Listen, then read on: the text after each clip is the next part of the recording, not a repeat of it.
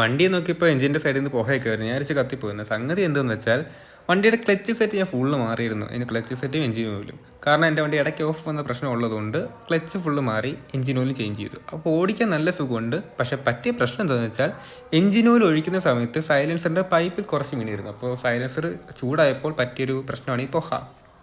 പിന്നെ വർക്ക്ഷോപ്പിൽ കൊണ്ടുപോയിട്ടും അവർക്ക് പോലും കണ്ടുപിടിക്കാൻ പറ്റാത്തൊരു പ്രശ്നം എന്താണെന്ന് വെച്ചാൽ വണ്ടിയുടെ ടാങ്കിൻ്റെ അകത്തു നിന്ന് ഒരു സൗണ്ട് കേൾക്കുന്നുണ്ട്, കീ എന്ന് പറഞ്ഞ്. സംഗതി മറ്റേ ചെറിയൊരു ഹോൾ വരുന്നുണ്ട്, അവിടെ വെള്ളം പോകാനായിട്ട് ചെറിയ ഹോളൊക്കെ വരുന്നുണ്ട്.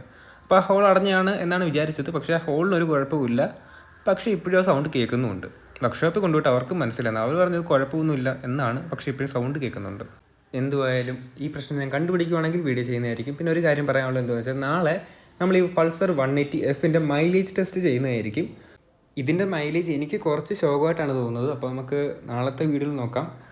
ചാനൽ സബ്സ്ക്രൈബ് ചെയ്യുക. മറ്റൊരു കാണാം. ബൈ.